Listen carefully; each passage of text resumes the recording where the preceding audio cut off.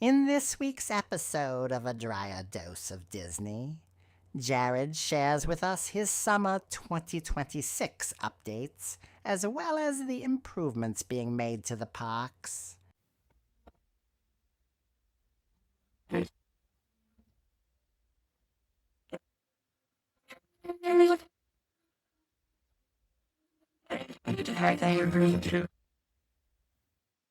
Welcome to this week's episode of A Dryer Dose of Disney. I'm your host, Jared Dryer, and today we are giving you our summer 2026 update.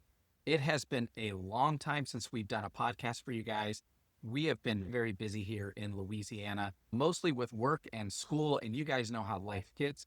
But we had a chance to get out to the parks recently and wanted to give you guys some updates of some of the cool things that we did. So that's what we're here to do today. And we're here to talk about some of the changes going on down in Orlando specifically. So before we dive into that, I want to give you guys a quick update on a few things. So first, if you guys heard on a couple episodes ago, we have gotten rid of our Etsy page. So no more I can do this all day gear out there. Unfortunately, we didn't see a lot of sales there. So we went ahead and shut that one down just so that we didn't have to maintenance that any further. But we are still on Patreon. So feel free to find us at A Dryer Dose of Disney on Patreon. The link is down in the description below, and you can support the show there. And then finally, probably the biggest offer that we have is we have the Dryer Dose of Disney condo down in Orlando. This is just south of the parks in Champions Gate, and it is a great 3-bedroom condo to stay at when you're down there visiting Orlando. All of our friends and family are using it. In fact, we are pretty unanimously booked out on this. Right now, we are booking into December and into 2027. But if you have a trip planned in the future, it's going to be less expensive than the hotels. You're going to get some awesome decor, and you're going to get 3 bedrooms, which is really nice. So you can take more than just your family if you'd like, but you can find that also down in the podcast description below. So this trip, though, was an interesting trip down there to Orlando. In fact, it was a trip, we wanted to do it to get updated on some of the things that were happening down there with some of the new rides, which we'll talk about in a second. But right before we left, we had our dishwasher breakdown in Orlando. So as you can imagine, being a remote owner from a different state to have an appliance go out becomes a little bit of a hassle. You have to get that scheduled to be installed. You have to get that replaced. And it just so happened we already had a trip planned. So we were able to coordinate the install for that while we were out there. Now, I will say, I'm going to give you a review real quick on what happened. I absolutely love Lowe's. We do a lot of shopping through Lowe's and Home Depot for both our house here in Louisiana, as well as our condo in Orlando. And I ordered a dishwasher through Lowe's, got a great price, got a great unit, was so excited for that to get installed. But they outsourced that to a third-party company, which was a pretty terrible experience. In fact, you guys know us, we want to get to our parks for rope drop. So I scheduled that install very first thing as the sun was coming up on that first morning we were there. And they didn't get there till about noon or maybe a little bit later, despite being scheduled multiple hours in advance. So I have been arguing with Lowe's trying to get some money back on that install. And if you know me, you know that I will get that. And we got it all finally taken care of. It just took a really long time. But we have a great new dishwasher there now. So again, if you want to go out there, you're going to get to experience that. But that day, we were able to start out our day at Hollywood Studios. As you guys know, Hollywood Studios has updated 2 of their rides, and we were able to ride both of them, both Millennium Falcon Smuggler's Run, as well as the Rock and Roller Coaster. And we started our day at the Rock and Roller Coaster. Now, if you've gotten to know me over the years or know me personally, I grew up watching the Muppets, so I was very excited about this change. And I was actually sad to see the loss over there at the Muppets area of the park where they had Muppet Vision 4D, which was a decent show. But more importantly, I was really sad that we lost Pizza Rizzo. Pizza Rizzo was a really great quick service restaurant. And if you've listened to my other episodes, this was a great place to work remotely from the parks. If you went up to the second level, it was often not used. They have really clean bathrooms up there on the second level. And we really liked that restaurant for those reasons specifically. And that's now gone. But in the future, you guys know that they're going to be making this into Monstropolis. And I anticipate they're going to have a great facility in there. They will probably even keep some of the same buildings and just retheme them. But we'll get to see what happens when that is all said and done. But going back to Rocking Roller Coaster, this was a really fun ride. We did it in single rider, which if you've heard my other episodes, we talk a lot about single rider. The line was not very long. It only took us about 20 minutes to get in on single rider, despite the ride being over a 60-minute wait time at that point in time. What I really loved about it was the pre-show was very similar to the old Aerosmith pre-show. but obviously done with the Muppet characters, which was a lot of fun. But what I absolutely loved was the color of the ride vehicle. So they took it from the old blue limousine look to the very multicolored look of the car that the Studebaker that they drive in a Muppet movie, their first feature-length production. I encourage you to go back and watch that again, but they did the rainbow type car from that, and that was really cool to see. Now, again, much of the ride and mechanics are identical to what they were before, so not a lot of changes there. And the music was a lot of fun. But then towards the end of the ride, when you're coming off, you get to see the two grumpy old men in an RV off to the side. They're telling jokes. That was a lot of fun as well. So all in all, I will say that this is a needed upgrade and actually kind of took this ride up just one little notch. I'm not going to say it went up a whole lot, but it did go up just a little bit due to it being themed with the Muppets, the colorful car, and some of the added antics that they put into the ride. So we thought that this was a lot of fun. Both my daughter and I absolutely loved it. And again, we will continue to ride this every time we go out. That then takes us to our second ride that was upgraded, and that is a Millennium Falcon Smuggler's Run.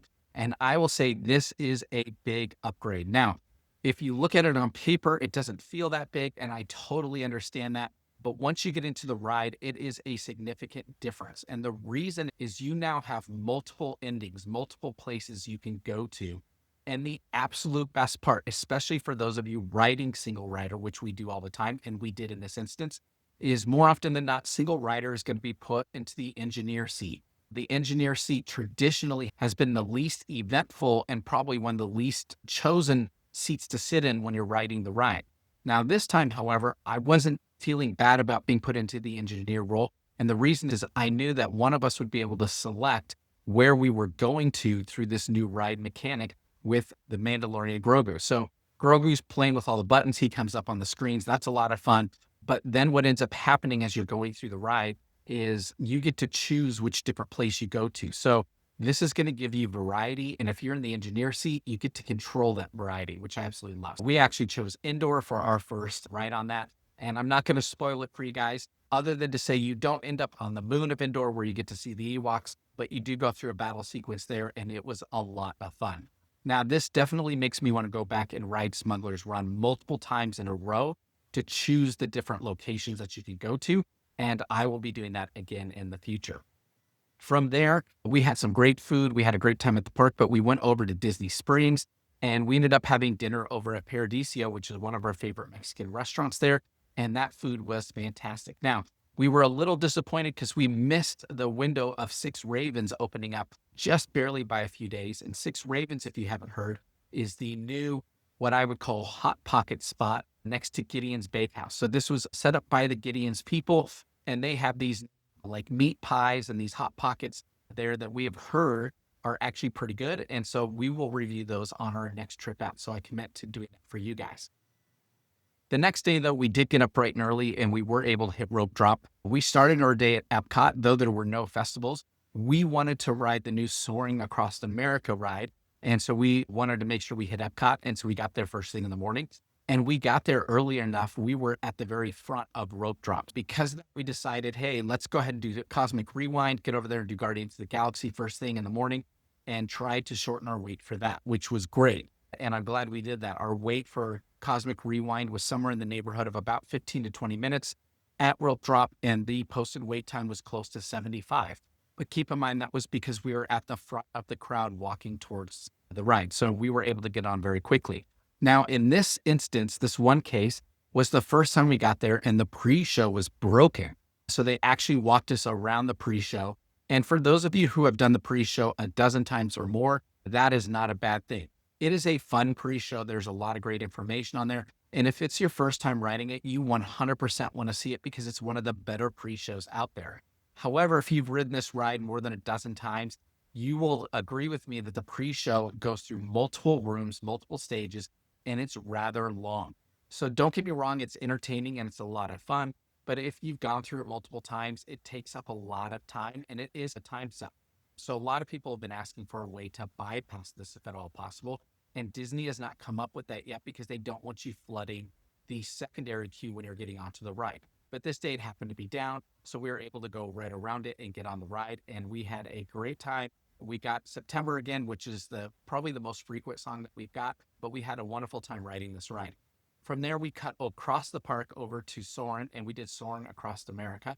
And this was also a great upgrade. In fact, I will say this took the notches of the ride up quite a bit. So if you've done Soarin' in California, California Adventures, and you know you're doing Soaring across California, and they take you down the rivers, Yosemite, you see the orange groves, and that is a really great version of the ride.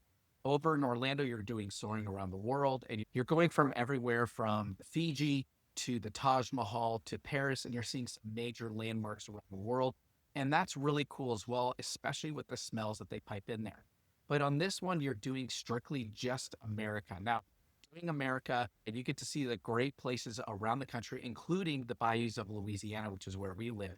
And that was really cool to see and nostalgic for us as well.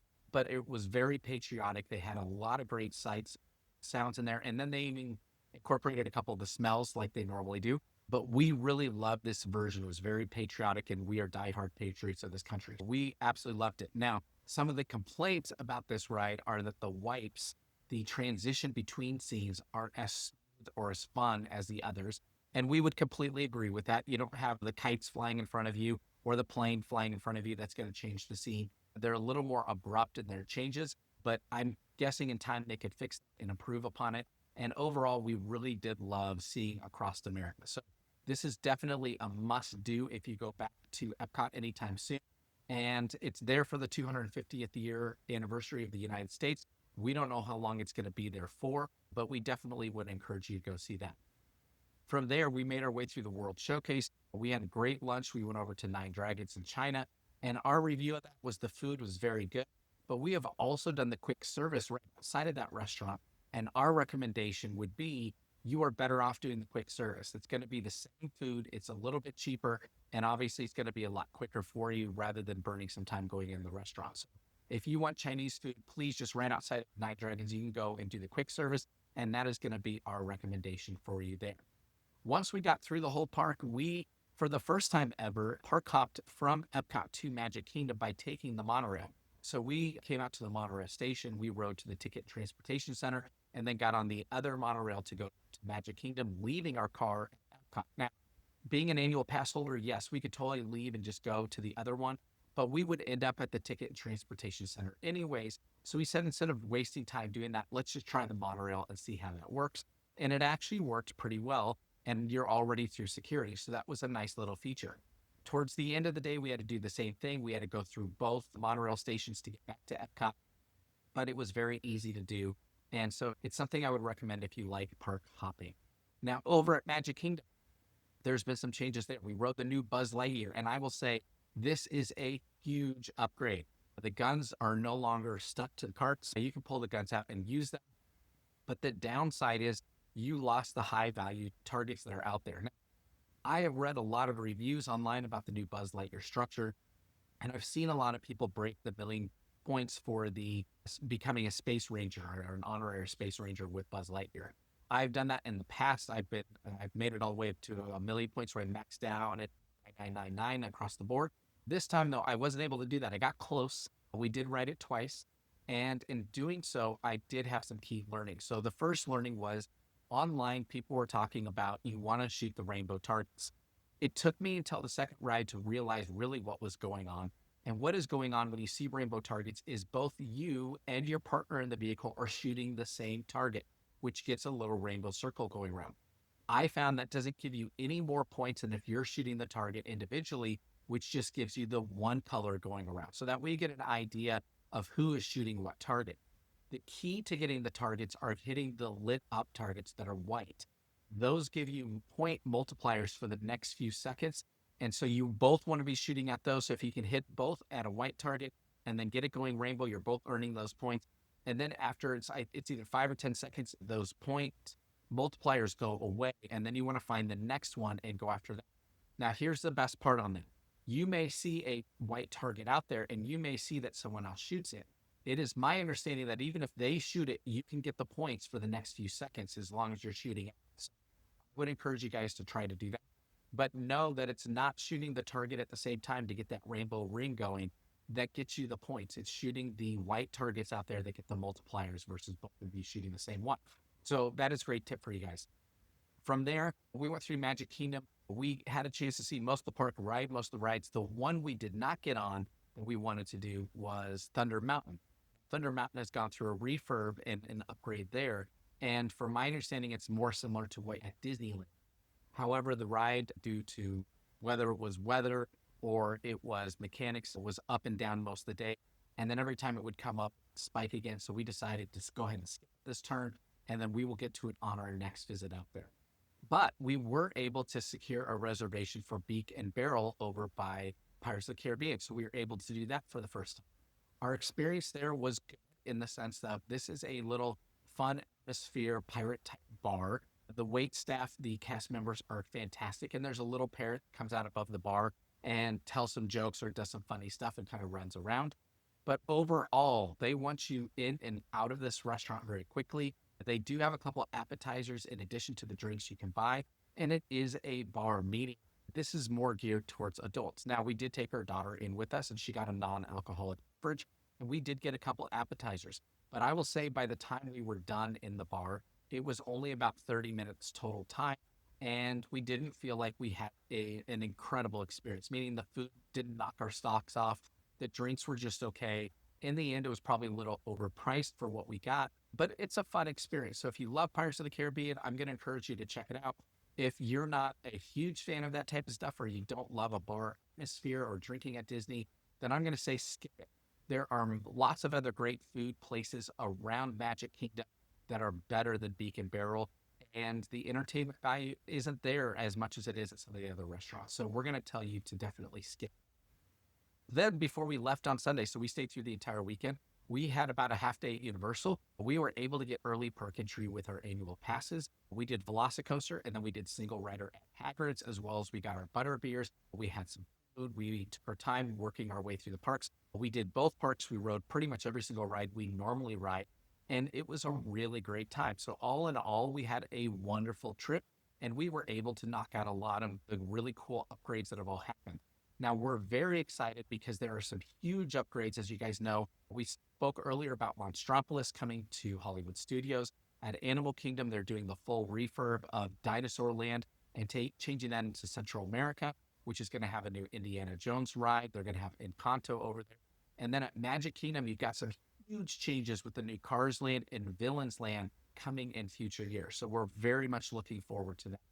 We keep hearing little rumors about a fifth venue, a fifth park out there. I can tell you from my research, I'm not getting any of that confirmed. I don't think that's going to happen anytime soon. But I want to say, don't take it off the radar completely just because there is some buzz happening out there. And obviously, you have Universal Studios that just opened up their new park, and Disney is getting some pressure down there. Now, Universal has confirmed that they are going to be expanding their new park, and they're going to be adding some new rides. So we haven't heard any specifics on that, so we don't want to report too much other than we know that an expansion is coming over there. And as soon as we get that information, we will report it out to you. Before we close out today, I wanted to show you this new t-shirt that I got here in Louisiana. I don't know if you can see it, but it says Crew of the Mouses. And for us in Louisiana, and you guys probably know Mardi Gras and parade season is a huge deal out here. And with the parades, those are put on by crews, and that's crews with a K. So there are dozens of them throughout the Southeast Louisiana area. We went to a handful of parades this year, and it was a lot of fun. But I did end up picking up the shirt Crew of the Mouses, and it's got Mickey and Minnie on it because that's my crew. People out here, I can wear this to parades, and they know that I'm part of the Disney lifestyle, and I'm a Disney adult. Really love this and wanted to point this out to you guys today. So with that, though, we wish you a magical week as you're planning your next Disney or Universal vacation. We encourage you to check out our episodes. We have over 100 episodes out there. And again, like we talked about at the beginning of the episode, if you have a need for a place to stay while you're out there, we encourage you to check out the Dryer Dose of Disney Condo. It is cheaper than the hotels and very close to the parks, and you're going to have a lot of fun there, and you're going to have a lot more room than you would at any other hotel. So with that, we'll talk to you guys next time. Bye-bye.